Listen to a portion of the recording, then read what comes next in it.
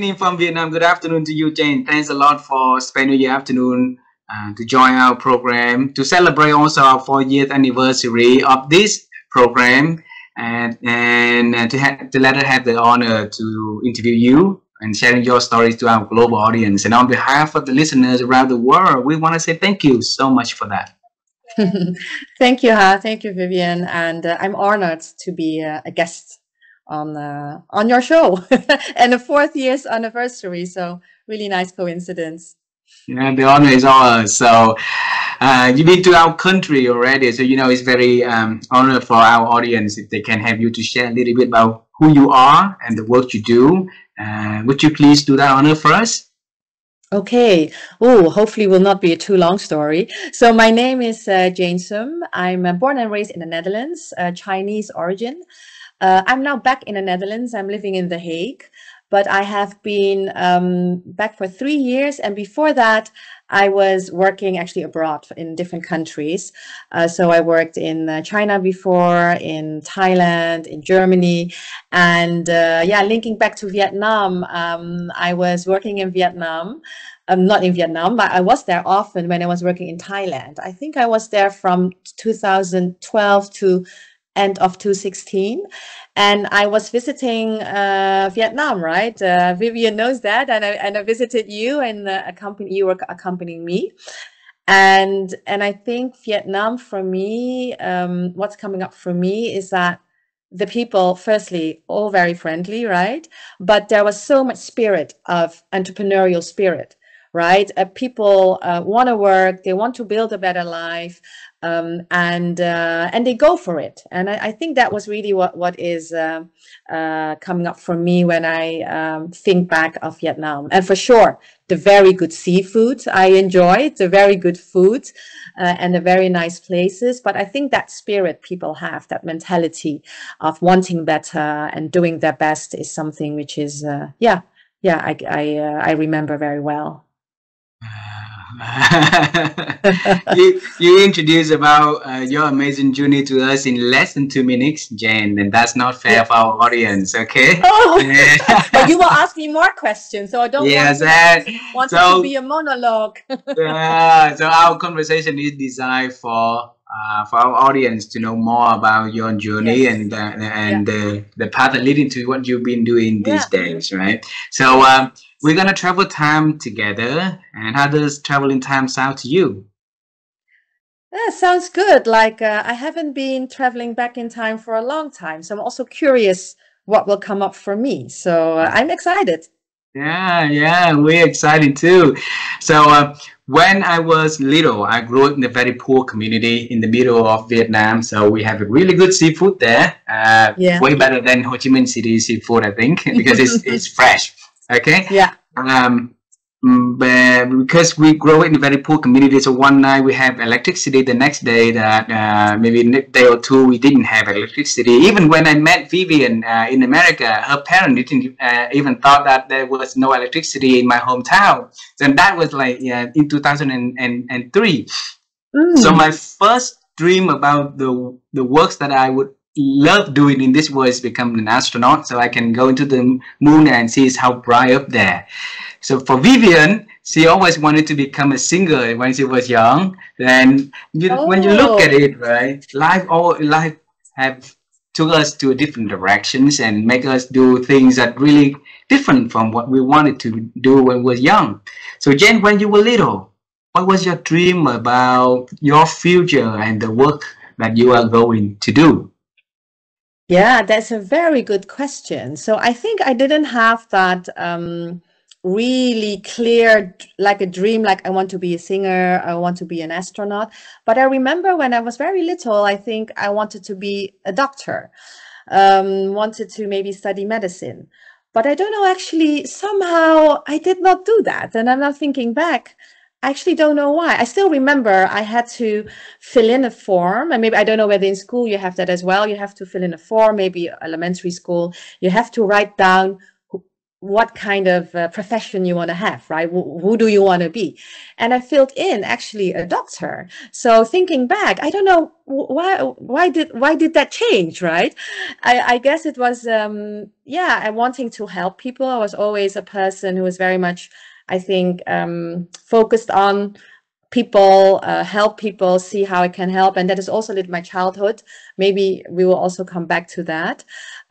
So yeah, if you ask me what I wanted to be, that was probably what when I was a kid, a doctor. But I didn't become a doctor. And Vivian didn't become a singer. You were a doctor. Chemistry. Yeah, but maybe in a different way, right? So I'm thinking now, I'm not helping people maybe to kind of, you know, with physical illnesses.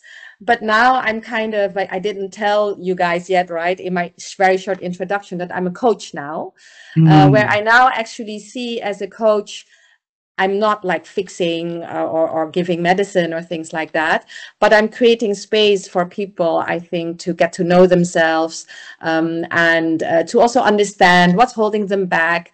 And in the end, that they can really live up to their potential, right? That they can, yeah, be the best version of themselves. So now thinking back, not becoming a doctor, but becoming a coach, somehow only now I'm connecting this. I like, yeah, it's actually, there is a connection there, right? In my view, as still supporting people in the end, right? And that is also something I think in my career, being in corporate, I was in corporate for 20 years.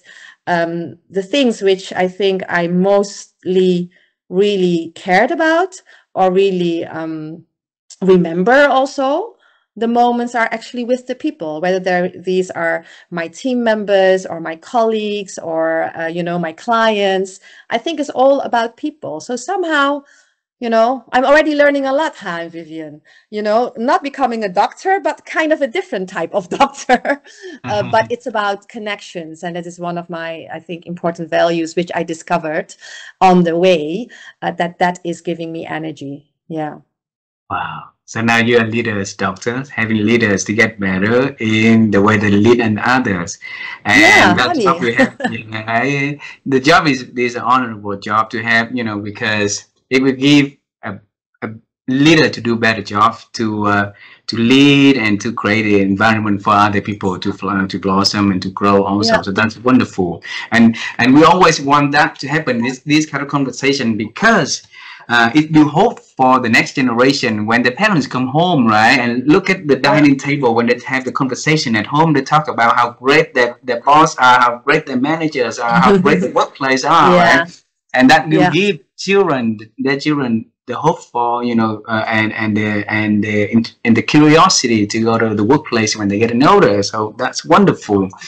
And you look at when we were young, we won't be able to see what ahead of us. And then, you know, like Steve Jobs say, you can only connect the dot backwards. And now the dot connecting Funny, backwards right? beautifully. Yeah, funny, right? See, already first learning from me in this interview. So yeah, yeah. So yes, yeah, Vivian, and for me, Jane, I see in you, I really admire you because you're growing up in the Western and you embrace a lot the Asia culture. I feel that you are the bridge to connect this kind of thing, and a lot of people, maybe from my side and I can feel that resonate a lot. And then this is the thing, you know, to be a leader and, you know, and understand both of these worlds. How would you help the leader to balance, you know, the empathy and performance, the different of the culture's expectations and stuff like that? Yeah. That's your question, right? How to balance that, right? I don't know whether I have a short answer on that, because I think leadership, going back to what Ha said about leadership and good leaders, I think leadership starts really with ourselves. Right? Really, firstly, getting to know ourselves. What are our values? What is important to us? What is driving us? And also, importantly, what are the unconscious drivers we may have, right? Or what is really holding us back? And I think when we are bridging cultures, And for me, it comes kind of naturally because I'm like a Chinese born in the Netherlands. I was always surrounded by different type of cultures.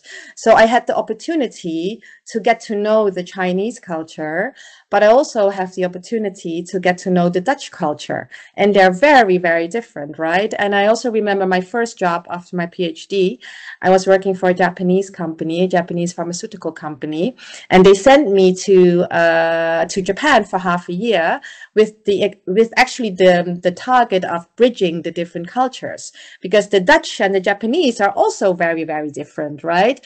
So I think it's really understanding yourself, self-leadership, being aware of, you know, who you are, what you value, and also having that openness then to others, right? I think if you're open to others, even though you don't know that culture and you don't judge. So for me, curiosity is really, really important, because curiosity is the antidote of judgment, and judgment really breaks relationships and trust.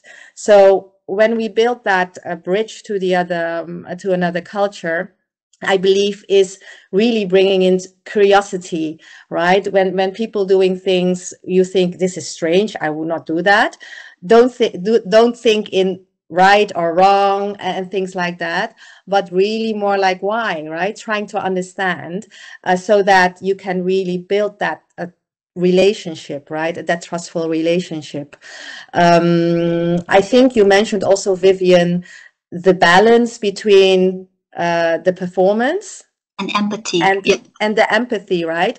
And that is a topic which is coming back a lot also with my clients, because also, if I look at myself, one of my saboteurs are actually the pleaser.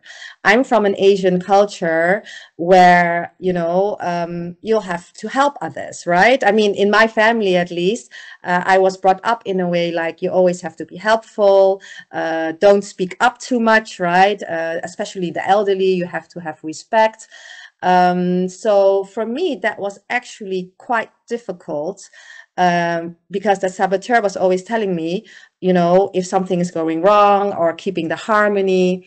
And I really discovered that that is actually holding me back. A very nice value of wanting harmony coming from the Asian culture is a very good thing. But if the driver is fear, because fear of conflict, then that is actually stopping us, right? And that's really blocking us. And I think people with a lot of empathy often, you know, really have challenges in, you know, more difficult conversations, in conflict, because they're very worried that the other person will feel bad about it, right? So, and I think we have to kind of reframe that, right? That saying, having tough conversations is not being kind, but sometimes it is being kind to have that tough conversation. And for me, that was actually quite difficult learning as well, because we all have different saboteurs, right, because of our culture. And for me, this is also one of the challenges. So balance performance and also empathy. Yeah, and this is, I think, an ongoing learning, right? How do we do that? And it's really, I think, facing our fears, right? Why are we afraid of saying actually something which is maybe just a constructive feedback, right? Or maybe asking your team to perform, or but then you may feel bad about it, right? So it's really, I think, when you feel uncomfortable, I've learned, when you feel uncomfortable, then something is there, and we should, instead of walk away, we should actually embrace the fear and look into the eyes of the fear, like, hey, what is this telling me? What am I afraid of? And often, yeah, this is just a pattern we have, right? It's the saboteur and the pleasing type of feature maybe I have and others also have. To really look into that, I think, what are we trying to protect, right? And the saboteurs or the inner voices, actually, they are not there to harm us. They're there to protect us. Right? We want to be liked. So I'm pleasing because I want people to like me, right? And others do other things, right, to be liked. But I don't need that protection anymore. I can be having honest conversations, but at the same time, I'm very kind. Kindness is also one of my values. And that sometimes it is not only about being nice, right? And saying yes all the time, but it's also actually having the courage, right? To say things which may be the right things to do. And that, I think, is the other value I have, is also honesty and authenticity. And I always thought authenticity means not lying, being honest, right? Then you're fine, I always thought. But then I discovered it's also about having the courage to be yourself and to share what you really feel and think, and not only say things because they are nice for the other person to hear. And I'm still struggling with that. I mean, this voice is still in me telling me like, hey, be nice. Hey, don't give this person too much work. But yeah, so still working on that. But it's really, I feel really fortunate that I am in that leadership development myself. By being a coach, I'm learning so much from my clients and from everybody around me. So I'm very grateful for that. But it's a learning process. I don't know, did I answer your question or did I derail? That's lovely, Jen. Completely. Kindness, courage. Yeah. I think Vivian is so exciting. So she jumped the ship a little bit faster than the speed it should be, and you know, when we look at the things that you just share, is 20-30 years of experience of working in different culture, in different roles, leading you know, different people that give you a you know, a word of wisdom just sharing there. And now we want to travel time again to when you were young, all right? And then we want to see where that piece of wisdom started to grow and get there. Okay. Wow. So earlier in this conversation, when we asked about what your dream is, that you want to be a doctor, right? So medicine. Was there anybody in the family or in around you that influenced you to have that kind of dream when you were young? I guess that dream was maybe, I'm just thinking, because I never thought about it. It was not that I know somebody in my family who is a doctor, but I think in my mind, a doctor is doing good, right? A doctor helps people, right? Cures people. And I guess that's the part which is attractive for me, being able to help people with their illnesses. So I guess there already this people orientation started, that that it is, I think that there it started, that taking care of people is important. And I think when I was young, as you know, I'm born in the Netherlands and born in a Chinese community where I'm the first generation born in the Netherlands. So my parents and also a lot of other family, they don't speak Dutch. So actually from when I was very, very young, I was already like supporting and helping. So very naturally, I was kind of like, I don't want to say pushed, but naturally I had to take a certain role. And I don't know why I'm telling this, but I guess it's connected to helping people, right? And because it's not necessarily being an artist or something, showing my creativity, but it's really about using my skills to help people. And I guess a doctor is doing that, and I was doing that already from when I was really little, but I didn't have a choice. I was the eldest in the family, so naturally I get that task of doing things, and I think having quite young a lot of responsibility also shaped a little bit, not a little bit, I think shaped a lot to who I am today. Wow. So when you say that when you at the age to select the major for you to study and have a career in the future, right? So you pick chemistry, but at the time you could pick anything that can have a career, like banking, like any other things, right? So why chemistry? I guess I like science. I think science is, yeah, and not economics. Maybe I was still not, and maybe I should change that. I'm not very much focused on the money part, but I just was in a webinar about money mindset, which was organized by the NGO organization I support. Is that how to say, so economics was not something I was attracted to, because I was never like focused on that. So still not. So economics not. And I could, if I look at science, as I told you just earlier in our pre-discussion, I thought science will open up many different type of opportunities for me, because I didn't know exactly then what type of role or function or profession I want to have, and science will give me that opportunity. Within science, you have different subjects, right? I could have done physics, I could have done mathematics, and I choose chemistry. So those are more like the obvious science subjects you could choose. I think physics I was not as good as chemistry. Physics is, I think, really difficult. So I think, okay, I'm not going to do physics. Actually, I also really like mathematics, but I thought mathematics may be too abstract, maybe for a next role.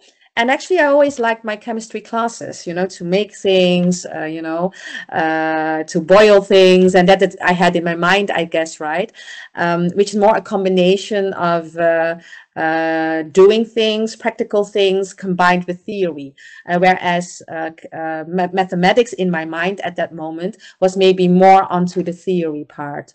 Yeah, so that's why I picked chemistry. I liked it, and the others were like, yeah. But yeah, I could have also probably studied mathematics, and maybe I will end up in the same place as I am today. So I think in the end, it does not really matter what you choose even, because you always will learn something, right? I think if you make a choice and you do something, then you will meet a certain group of people probably. And if I studied mathematics, maybe I met other people. But in the end, it's not about those small steps we are taking, right? On the whole, if we know where we want to go, it doesn't really matter. So yeah, for me at least, I think those specific choices, I felt aligned to do that, and I thought it was a good idea. But sometimes you also make decisions based on intuition or also no real reasoning.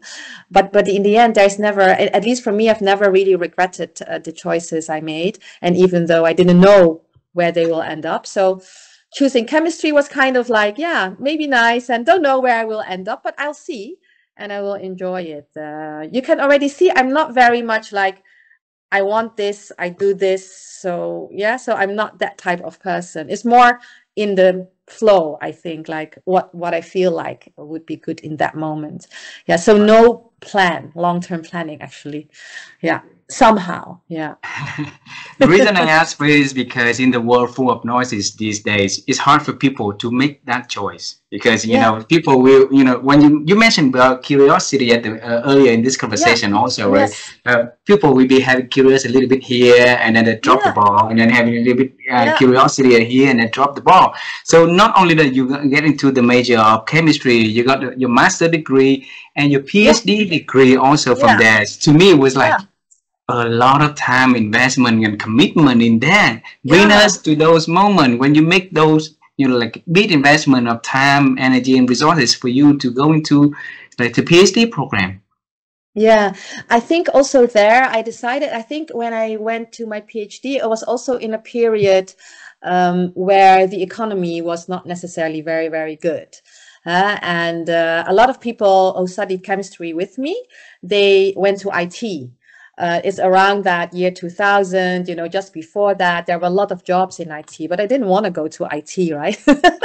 So I thought, why hurry just to pick a job, right? And go into the job, into corporate or into the job market. I thought I will still have a long time to work. So I would just want to try out what it is, right? A PhD. And I thought that would, again, still, I think that's really the belief which also instilled by my parents and the culture, is to really build skills which will help you to have a good future. I think somehow, especially in the beginning and later on, not anymore, you'll see my choices are different. But I think a lot of choices in the past were based on that belief that do something useful, which can help you to have a good career. And there's nothing wrong with that, but I was not so aware, and I really am aware now that a lot of those choices were just also based on what my parents expected, what society expected, right? So I just also kind of go into that flow. And choosing for a PhD, I thought, yeah, it's a next degree, so I will learn a lot of new things, and I will probably, if I'm finished, I will be even more prepared to find a good job and a good future. And just try it out. And there's no rush, I thought at that time, because I didn't have in my mind like I want to become that and I want to have that job. I didn't. So I thought, yeah, why not then study more? And it was another 5 years. Quite long, because a lot of people, they start working when they're 22. But in Holland, actually, when you're a PhD student, you do get income. Not a lot, but it is like kind of working. So you already start with working, and I think that's not the same in every country. So we're quite lucky in the Netherlands when you get a PhD position to work on the degree. You actually get an employment. So that also makes it easier, because otherwise you don't have any income and you're still studying, right? So we're quite lucky. It's a little bit in between. And then I think I just curious and wanna explore and see how that is. Yeah. Wow. And when you in the PhD program, what was your thinking about when you finished the program? What kind of work Jane's going to do? Would that be teaching? Would it be researching? Would that be be a scientist? What would that be? Yeah, when I finished my PhD, I discovered for myself that I don't want to continue in academia. So that's also always good, right? I think it's always good to do something, to have different roles, also for you to understand what do you like and what you don't like. I think that's very important, right? Because before you do something, you don't know whether you will like it or not, right? So I discovered that research is not for me. So doing research in academia, or maybe even in companies, very much focused on the research work, is not something which gives me a lot of energy. It could also be that I was very bad in synthesizing the compounds I'm supposed to synthesize. Maybe that was the thing as well, because I had really troubles. I had to make compounds and also sugars. They were like, I know Vivian will know, right? And maybe the listeners who are not chemists may not understand, so I will not go into details. Conclusion was, what I had to make was not so easy, and it failed quite often, because when we do research, it's totally new. You don't know what will come out, right? So you just do and you'll see, and you have to measure. So in my PhD program, I had a part which is the practical work. As I told you, I was not too good at that, to make those compounds. It was pretty difficult for me then to make them. And after you synthesize them, so in my PhD work, it was trying to understand a chemical reaction. It's purely fundamental. So that PhD program is not applied. So what I've learned, I could not apply in Bayer or Covestro or in a chemical company. But it's really about fundamentally understanding, how reactions work, which was very interesting. But part of it, I was not good at it, the synthesis part. But I also did that part also in London. So I was in London, I think, for 4 months, and it was really a great opportunity. Was doing calculations, this theoretical chemistry. So I was behind the very old MacBook, calculating how the reaction would go. And what I really liked from my time there was actually meeting all these different people. Actually, already really early, I discovered my energy was coming from meeting people. Also, when I was doing my master, I was a short time in the US doing an exchange. And it was so interesting to meet all these people with different backgrounds, and it was really inspiring. So already very early on, I think I was really interested by the stories of the people, by why people do the things they do, you know, the psychology of it. So I think it already started early now, if I'm looking back. So yeah, so when I finished the PhD, I knew I did not want to work in the lab. So that is the reason that so to answer your question, I'm very, maybe not too direct, because I'm getting really enthusiastic as well. So then I decided I will not stay in academia, but I did learn a lot. So no regrets doing a PhD program, because I learned about how to use our common sense, right? That analytical thinking, that strategic thinking, I think we learn as a scientist, right? But I decided to go into the corporate world. And my first job was for a pharmaceutical company, and a Japanese pharmaceutical company with an office in the Netherlands. And as a project manager. So I was really junior, my first job, and a project manager. And what we did in Holland was producing clinical trial material for clinical testing. So we had to make sure the pills we are making to give the test persons, that they were safe. And I was in the analytical departments, but I was not in the lab anymore. I was really part of a project team, making sure that you know, the clinical trial material is safe to be used. So then I already started to step out of the this chemistry, because it was not really chemistry anymore. And I did that for a few years. And I don't know whether I spoke already just when Vivian asked. So for that job, I went to Japan for half a year to build bridges, to build a bridge between Japan and the Netherlands, actually. But again, that was about people, right? And I was working in a very small town, Yaizu, in Shizuoka in Japan. And there were not many actually non-Japanese, right? This very more local type of environment. And I was working there actually in the where the factory also was, and that was really fascinating. It was so different from the Netherlands, right? Everybody was wearing a uniform, right? Everybody looks the same. We had morning gym, and but it was really a nice time. And I didn't speak Japanese, only a little bit. I did some training before I went there. But what I did was every Monday I had kind of a lunch talk with people who were interested, who wanted to practice English. And then we were talking about what we did in the weekend, or anything what people want to share. And it allowed me really to understand a little bit better how they think, you know, to learn deeper about Japanese culture, and also allowed them to understand how Dutch Chinese are. So that was really inspiring, and had a great time. And in 4 months, I mean, I made, I think, yeah, I built really good and very true connections, even though I don't see them anymore. But I still have to carry them in my heart, right? I still have the pictures and things they shared with me, and it's really nice. Yeah. But that's, I think, and I think, Vivian, you're also bringing me back to all these parts in my life where I now see what's coming back from those periods are the people, I work with. So just interrupt me if I'm talking too much, if you think it's not where you want to go. But I will just keep sharing, and just stop me when you think, oh, go somewhere else.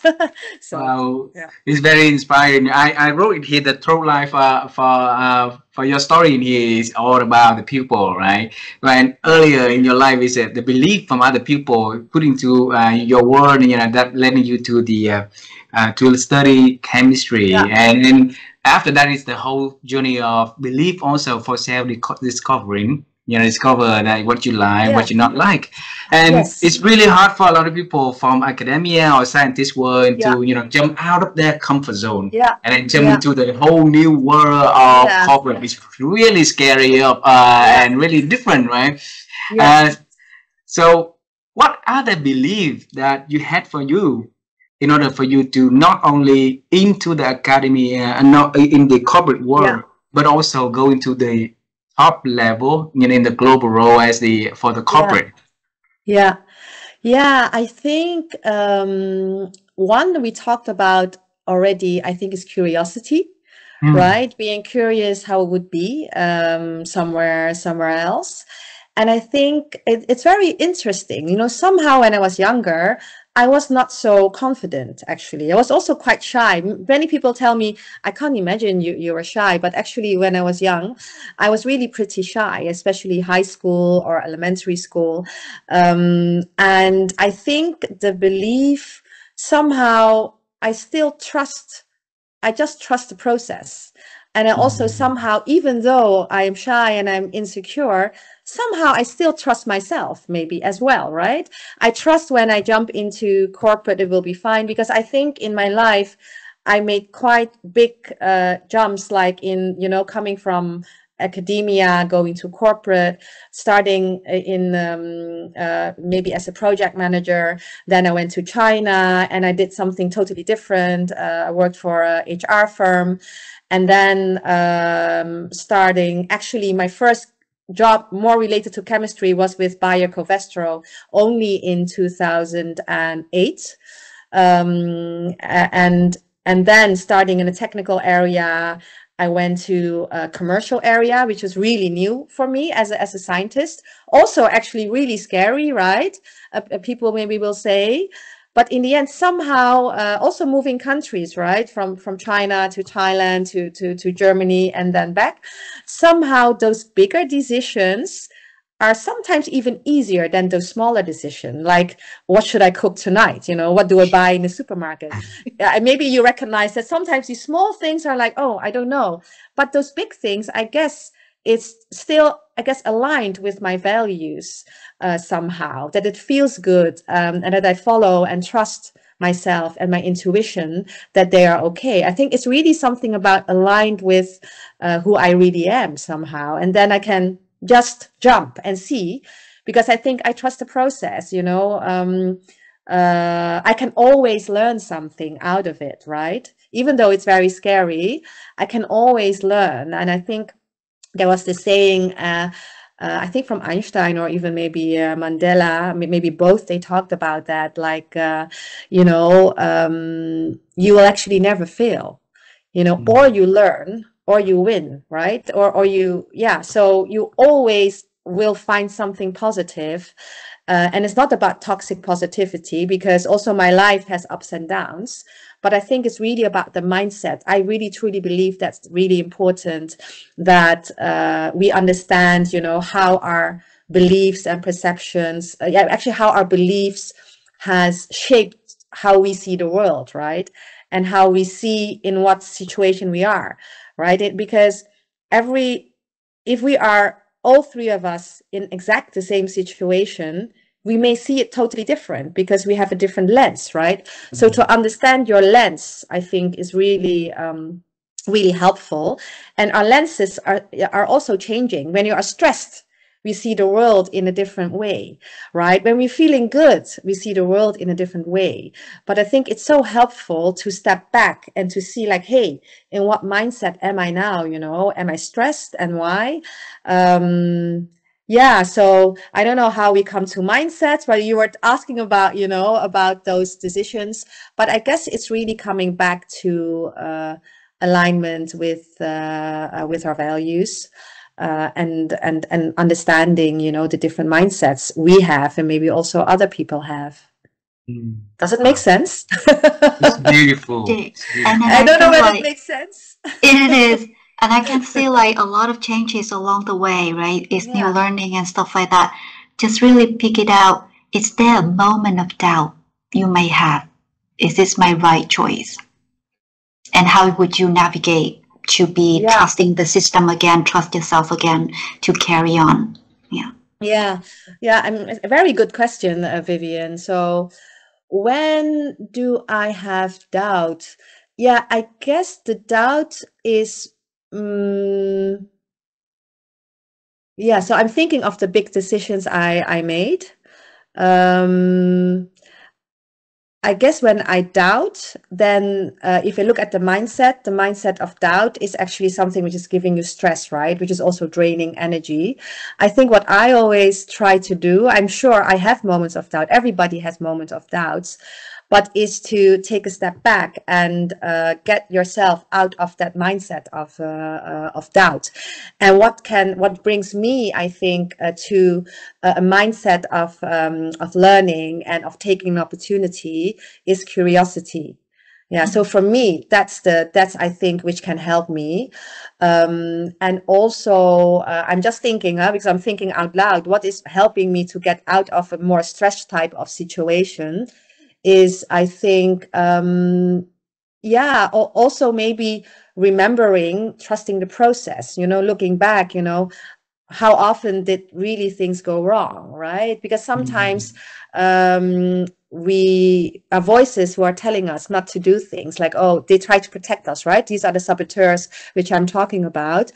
But then if you feel that doubt and you feel that discomfort, then go to that place of doubt and find out, where is that coming from? Do I have a reason to doubt myself? And bring yourself back to a more confident, maybe a mindset. But it's not to say that it is easy. Yeah? Sometimes when we are in that stress situation or feeling doubt, we are overthinking a lot. Right, and when you overthink, it's very difficult to maybe step out of that by yourself, and I think therefore it's always good, and I was very bad at that, to be honest, is to also talk to people about your doubt, right? Talking about it, putting things in perspective, because in the end, it's about putting things in perspective. What can go wrong and what can you learn, right? If we focus on what can go wrong, yeah, then we may not do it, right? We see it as very risky. But if your mindset is like, what can I learn? What can I get out of this? And what is the win-win here? I think that mindset always helped me to help me out of the doubt, because I think, when I went to Thailand, it was the first time that I got actually a commercial job, right? I was in technical, and my job in Thailand was taking care of the sales operations in Southeast Asia, Australia, New Zealand. For sure, I was really scared. Right? I thought, oh no, I've never done really sales, right? I've done some sales when I was in HR. I was like, I've never done field sales in chemistry, and I'm going to lead a team. Definitely, I was very scared, right? And I doubt myself whether I can do it. But I still did it because I thought, wow, this is a great opportunity for me to live in Thailand. And also for me to learn, right? And I guess one of my values, because I talk a lot about values, because I think that's really important to know what our values are. One of my values is growth. And I think you too as well. So growth is the positive driver for me to take those steps. And, the fear may be holding me back, could hold me back, the doubt, but my driver for growth, I think, is stronger every time. So I think that is really the one, curiosity and growth, right? I think for me, these are linked. I'm also growing in small ways, right? Growing doesn't need to be a big step, like going to another country. It could be for yourself. We define growth in all different ways. And I also like the small growth I'm making, even like in this interview, I'm learning. So I was very curious what this interview will be. And I thought, will it be good, right? But I'm sure, I trust you guys. I trust that it will be good. So I hope that answers the question. So for me, I think that's the growth and the curiosity, which for me and for everybody, that will be different. So look at your values. What is really driving you? What are positive drivers? And what are your drivers you maybe sometimes don't even know, who are unconsciously they are holding you back, but you don't know about them yet. Those are those hidden patterns we have, right? Which are kind of making us living in a type of autopilot way. Yeah. And then find out, you know, what will be this driver and value which can help you to overcome the self-doubt. And for everybody, that's different, right? Yeah. Wow. It's such a beautiful answer. Thanks a lot for that piece of wisdom, Jane. Thank you. Thank you for your chance for sharing. You mentioned about trust the process. Yeah. Okay. And it's not easy to have that process. No. Yeah. So you have your process. I have my process. Vivian has her process. And then, and conversation like this is for us to help our audience to see how Jane draw her process and put the process together, so they don't have to reinvent something new. They maybe just learning from Jane and can start to leverage from there. So when you mention about the word trust the process, how do you build that process for your life? Yeah, I think a great question, because because I think every word has a different meaning to people, right? Maybe if I trust the process, people have a total different idea of what I mean. So I think it's a great question in order for me to maybe share what I mean with trust the process. So for me, a process is not a plan. It's not like steps I have already put down for myself. So actually, I never put down, that's my way, right? It's not necessarily a way for everybody, but I never have like, okay, this is the goal, I will have to go there, like a very concrete goal, or this is the title or the function I want to go. So not that concrete. For sure, I have goals like now I'm a coach, I want to be a good coach, right? Etc. But I think what is my process and what is leading me, I'm coming back again, very boring, is to my values, because my values is actually my compass, right? They lead me to the direction I want to go. But in that process, you can maybe also then ask me, values, you know, how do you know your values, right? But that is then that self-leadership part. But I think also very important so firstly, your values guide you. So I believe if I live my values, then for me, I can trust that everything will be okay. So kind of that is my way, my compass for life, right? As I said earlier in the interview, for me, it's not about these small steps I'm taking, right? Having this role or having that role. If I'm acting or living my values, and I shared a few of them, right? Curiosity, growth, kindness, honesty. I believe if I really can act on them, it's not always easy, right? Honesty is, for me as a pleaser, not easy at all. But if I act on them, then I believe that I will get there where I want to. So that is for me trusting the process. But to know your values is also really a journey, right? For me to know what is important for me, and also to know because sometimes some of our values are fear-based. I talked about that value of harmony. So also it's actually a journey of discovery, self-discovery, right? What are the underlying beliefs I have which are holding me back, which will be translated in certain behaviors. So for me, it's really trusting the process is living my values. And also to clarify, values can change. In a different phase of life, other things are important for you. Maybe when I was younger, achievement in my career was maybe more important than today, where I now really also focus a lot on connections, because I discovered that true connections really give me joy and good energy. And I think if I live them, even like in coaching, right, in the end, we also all want to earn a living, right? And but I want to do that in a way which is aligned with my values, right? And if I coach, I believe I can live my values in a very aligned way. So and I also believe that by doing that, it brings me fulfillment and joy, and also hopefully the other people around me, which I interact with as well. So I don't know whether that makes sense. So trust the process is, for me, and for everybody is different. It's not a step plan. It's really more inner work, I think, really looking into yourself. It's first starting with self-leadership. And I think from there, everything flows. I believe that so. From there, I think if you live your values, you attract the right people, you attract the right things, and also the good things will also happen in your life, right? The people you meet, I think the one thing will lead to the other, right? So I really believe in that, trusting the universe, trusting the process, and even the downs bring us something, right? Bring us people, bring us learnings. Yeah. So that's how I see it. But yeah, everybody sees it differently. I don't know whether it makes sense, but for me, it works at least.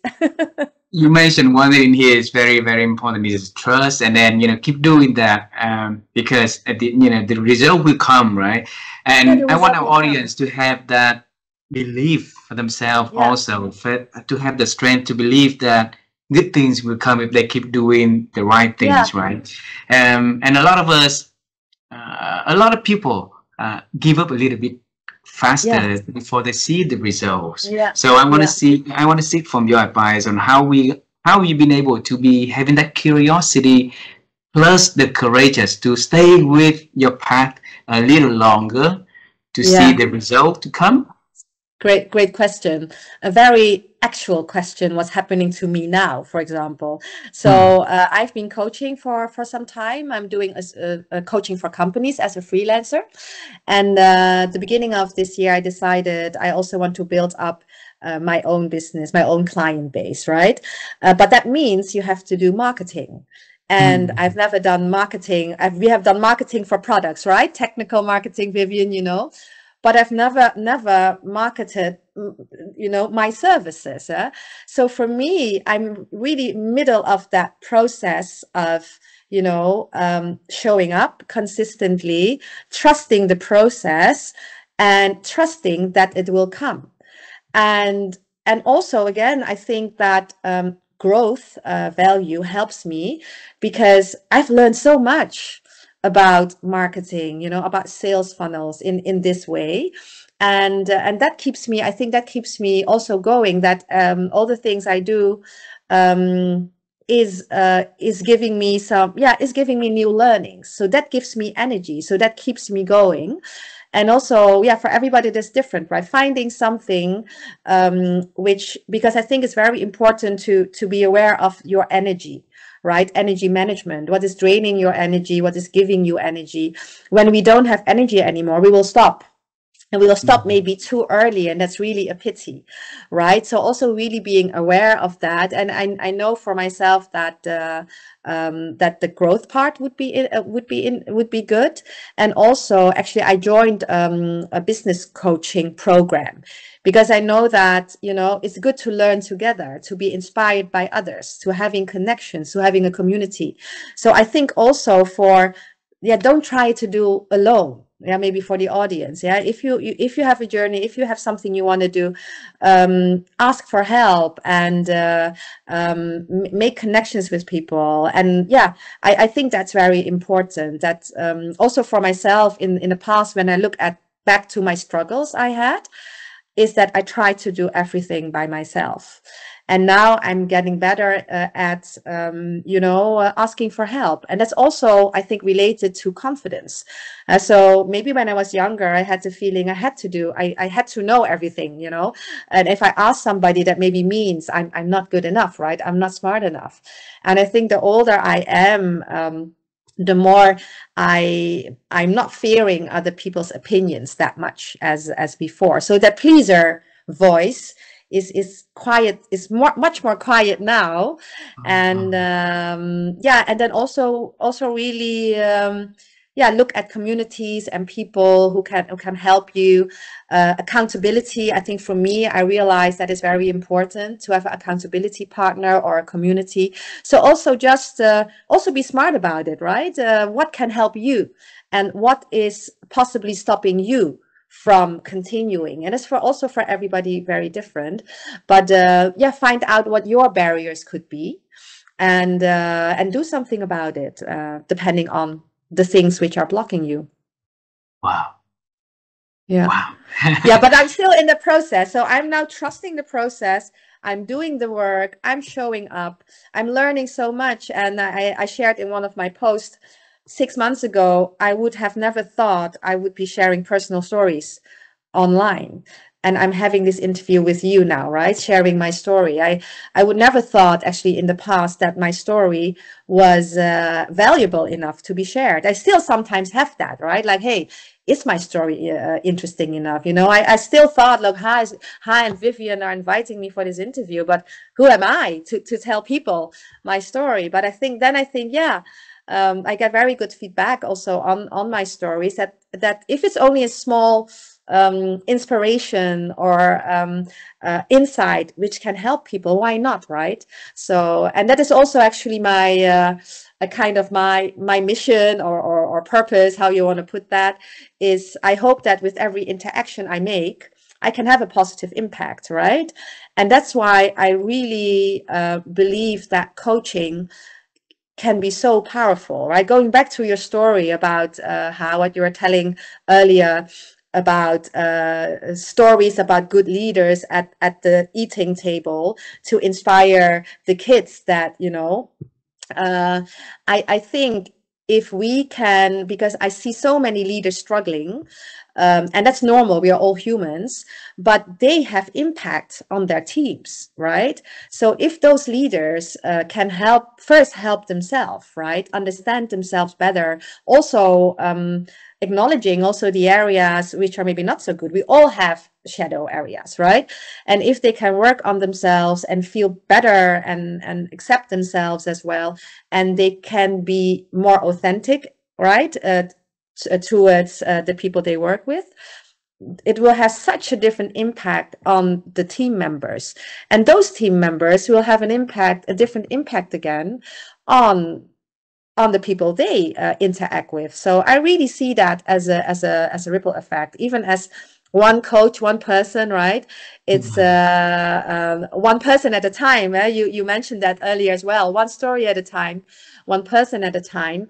But this person is spreading this, right? And you guys are doing that with your interviews, right? You're spreading this and creating that ripple effect. So I do think as individuals, we can have impact, right? Like you guys are doing. So yeah, so yeah, that was about I think what I truly happy and grateful for is what I can do now. I'm very happy with all these different steps that I'm here, and maybe I still do other things, right? I still also do some other things next to coaching, and I'm kind of building up a portfolio career. So I'm also looking at supervisory board roles. So I have one role now, and it's also it's about growth. How can I contribute in a different capacity? What can I learn? I must say it's also often very uncomfortable for me, because it's getting out of your comfort zone, doing things I've never done before, but the growth value and curiosity value is helping me to still do it, right? And yeah, so I'm still learning a lot every day. You have your value, your drive a little way, and then you have the process solid built already. So the rest is just trust. You know, it will take you to where you want to go. Yes. You mentioned one word in here is a spot. Is sweet spot for Vivian is the word think, and she always loved to ask the question around that word. So I will leave that question for Vivian, please. Yeah. Well, even before that, Jane, I think you pick up a very good point. The hardest questions to ask is that I need help. Can someone help me? Yeah. So with all the people are currently silent right now, don't want to say it or don't want to show that they want to have that vulnerability, how would you tell them? What thing would they lose if they say so? Yeah, and it's a very good question, because often the people who don't want to ask for help, not always, but I see also my clients a pattern, is that they think they are bothering the other person. They think they are not valuable enough to take time of this busy leader, right? Because they're already so busy. So I'm not going to ask this person to help me, but I think we always forget that people actually love to help. When you ask for help, you give the other person opportunity to feel happy. And often that is really the case. I think often it's about reframing. It's about mindset again, because we believe that we are a burden when we ask for help, or we believe also sometimes that if we ask for help, we are not good enough. But that means that we feel that we are not good enough, right? So we have to go back to ourselves, because if we feel good enough, then you don't have that barrier of, I ask for help, then people know that I am not as good as they think I am or something. So it's also going back to that inner work again. So removing those fears. And also the other part is like giving the other person an opportunity to help you. And most of the time people are really happy, but sometimes to think differently and also kind of challenge our own assumptions about asking for help, what they mean for the other or for you. And maybe I'm already jumping into the thinking question, so I will not share, but I was just thinking about actions and thinking, but maybe you will ask about that as well. Yes, thank you, Jane. And for all the interview that we have, we always ask a great, coach or people that about thinking, because we know that all the experience that you've been accumulated for years, it's got to be something keep you think, for day, for night, for years and stuff like that. And both of us, we've been on the quest to help people to think more, because we feel like people may be not having that time, or they may be losing that ability to think because of the busy life and stuff like that. So when we meet a great people, we normally ask them one question. Yeah, we said, over the years, how have you continued to grow your own ability to think? Okay. And you mean in thinking, can you elaborate on what do you mean with thinking? Maybe that's a bit more So the question is to unveil what do you do to help you to expand your ability to think? And in thinking, then you mean getting new perspectives, maybe even, because I think, as I said before, the word thinking can have really different meanings, right? Thinking could be solving a problem, right? Thinking could be reflecting on something. So that's why I was trying to clarify, what do you mean by how to expand your thinking? Is it about getting more knowledge? Is it about getting more perspectives? Is it about having some time with yourself to think about things or reflect on things? You're Jane. the first person, Jane. I think, give me think. We didn't think of that. I really love improvisation.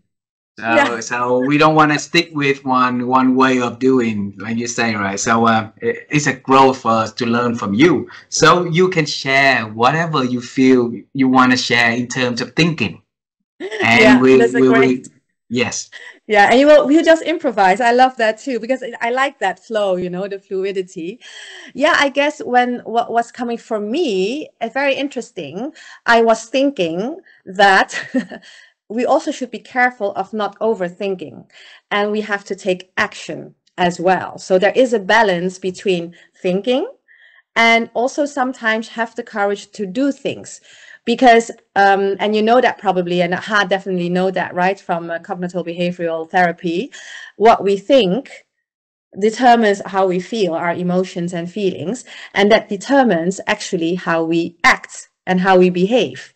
So, and sometimes I see that people who only think a lot, that they don't get into action because they get stuck into those limiting beliefs they have. So I actually often say, when it's very difficult to break that pattern of limiting beliefs, act. Because when we act, we actually shape new beliefs, because we collect actually proof for a belief which was actually not serving us. For example, if somebody is very afraid to ask a question, right? That happens a lot to us, right? In a room, right? At work, because they feel like they're junior and they don't have a good question to ask, and they're very afraid what people think of them. So they overthink a lot and they think they are not good enough, right? So you can break that pattern, right? Try to break that pattern and break that limiting belief. But sometimes it's so deep in them, it doesn't really work. So what you can do in the same time is just for the person to take the courage and be brave and just ask a question. Not think, but act. And by acting, you will find out that, hey, it is not so scary to ask a question. Actually, my colleague also wanted to ask the question, but actually didn't dare to. And then by acting and taking these small steps, by acting, you actually change the belief that you are not valuable enough, that you're not good enough. And then, and then you have then you actually created a new belief for yourself, right? So that was actually the first thing which was coming up for me when you ask about thinking. I was thinking, be careful, don't overthink. That was the first reaction. But I think if I go back to thinking and expanding, I think it's really about different perspectives. Again, going back to learning from different people, different cultures, or reading a book, or anything which can give you different ideas. Because then, if you have more ideas, you will come up with different solutions, right? If we have only talking to 3 people, then it's very limited in terms of perspectives, right? But if we are open to more perspectives, I think it will help us to find a better solution in the end. But I think what is always difficult is that it's very easy, like, to talk to you when we have the same values, right? And we have to, and it feels familiar. It doesn't feel scary, right? But if people are very different from you, then it's very difficult to actually not judge and bring curiosity and really listen. Because sometimes we feel maybe like threatened, and then we don't open up. Or sometimes we think that this is a stupid opinion. I totally don't agree with it. But then you also close down, right? And I think also there, and that's why I really like our Covestro value, actually, Vivian, curiosity. If we can bring in curiosity everywhere, then it really lowers the judgment. And that really can help us also to work with people we don't feel so comfortable with, right? And that's very normal that we don't feel comfortable with everybody. But the people who are most different from us are actually the ones we can learn probably the most from, because they have something we don't have, probably, right? And that's always a very interesting area, I think, to explore. Like if a person is giving me discomfort, probably because this person is very different from me, right? Different values, a very different background. And instead of, not engaging, is bringing in curiosity to do engage. And then you actually found out we're all humans and we're still actually similar needs. But the starting point and the stories of the others are so different that sometimes, because of the different stories, their behavior is very different. So instead of judging the behavior and understanding the stories behind, I think is very helpful to expand our thinking. Going back to your question, expand the possibilities actually we may have. So. Wow. Is that okay? So it's maybe different than you expected, but it sparked something else when you were asking that question. And I think that's the beauty of interaction, right? Because nothing, for sure, you probably prepared your questions a little bit, but every person you talk to probably is very different, and other things are coming up, and also for me. I was very curious and excited, and I loved our conversation.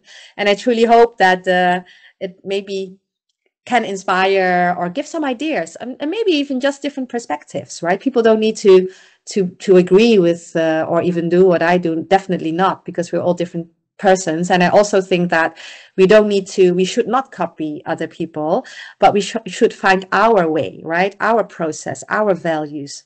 And I think that's an easy thing. So I, as a coach, you know, right, we never give advice because we are not that person. But what we do as a coach is actually giving the opportunity to find out the different perspectives and for them to choose what is the best for them in that moment, right? So therefore I also try to do that, you know, just give perspectives and hopefully that it resonates and people pick their own nuggets out of our conversation, right? Yeah. By hearing your share, it's also expand my thinking already there. Okay, it helps to expand in my world also. I have the last question for this conversation today, and I wanna give myself just a few seconds to think about that last question. I want to bring you to a different, to travel time with me one last time. Yes. Okay. So you are the first in your generations to born in the Netherlands, right? You did not go into, speak Dutch until you went to your elementary school.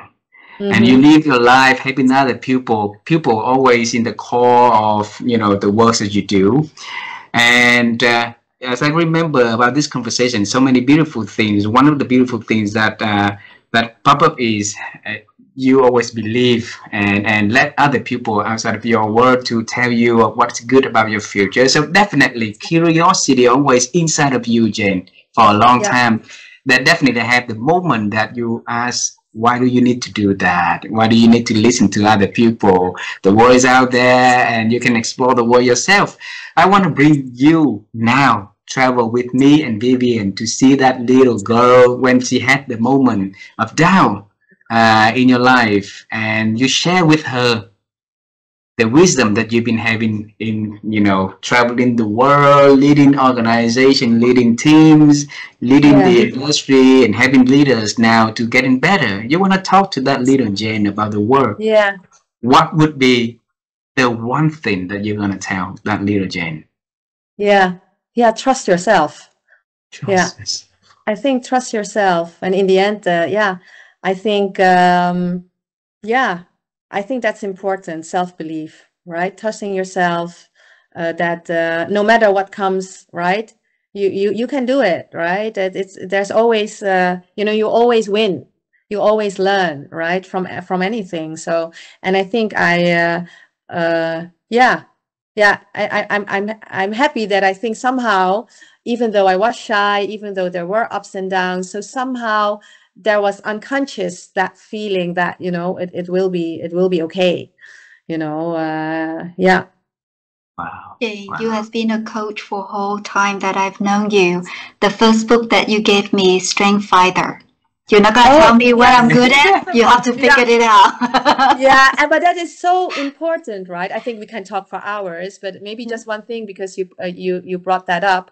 I think it's so important to know what are our natural strengths, what really gives us energy, right? Because if we are doing things which is like a natural strength, it doesn't cost energy, right? It goes effortless, right? We go into flow. And for sure, we don't always have the luxury that we always in that flow state.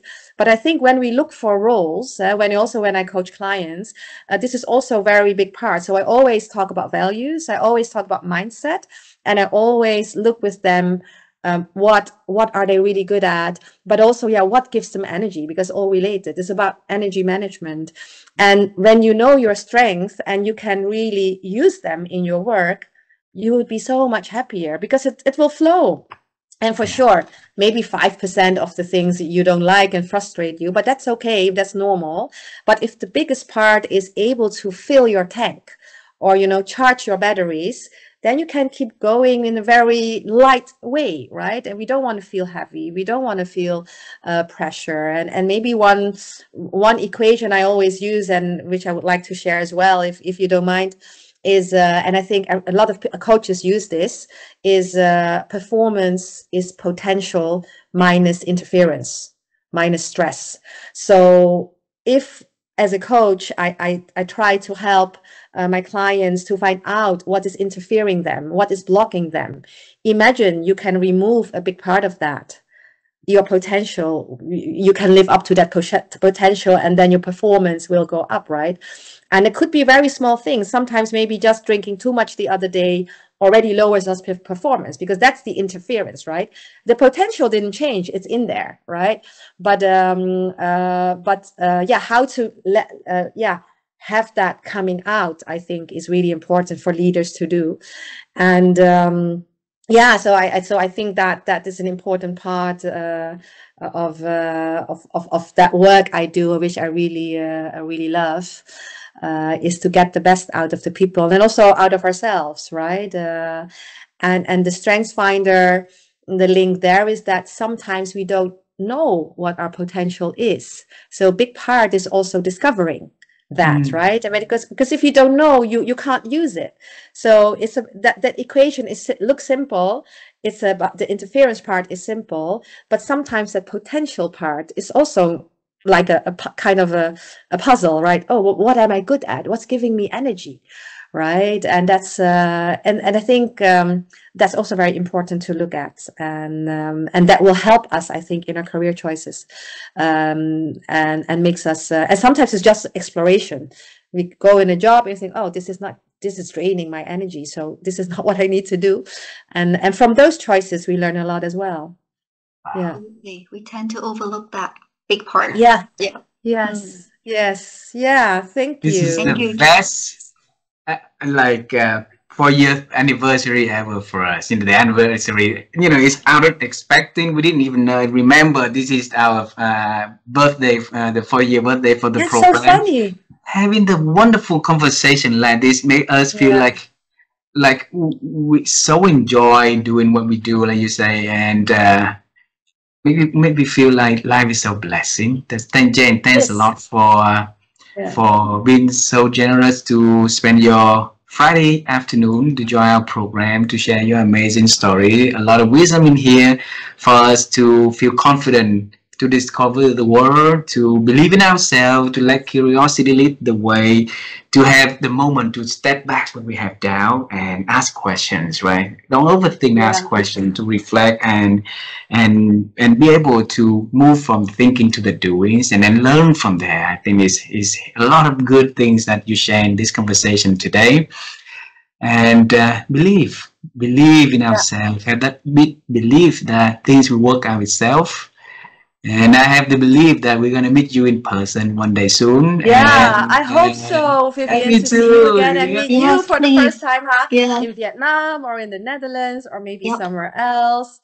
Yeah, and thanks a lot again for this great opportunity and facilitating this so well. Impressive how you make this wonderful summary, very powerful. So that's also an art. And also Vivian for really your questions, and I'm so happy to see you after so many years. Yeah, thanks a lot. Thank you very much. Having a wonderful weekend, and I wish you all the best. Keep in touch. Keep in touch. Yeah, we keep in touch, and I wish you all the best with all the work you are doing together, and also the separate works you are doing. Yeah, I think it's great what you are doing, and the energy you spend in this. So I believe that it gives you energy. That's why you can do that, right? I was so impressed about writing this book in such a short amount of time. So I think that's really an example about putting time in things which, makes you feel joy probably and gives you energy. So then, then it doesn't feel like an obligation, right? Yeah. Great. Thank you very much, Thanks a lot. And we'll keep in touch. Keep in touch. Yeah. Okay. Thank you very much. And have a great weekend. You too. Yeah. Thank you very much. Bye. Bye. Bye.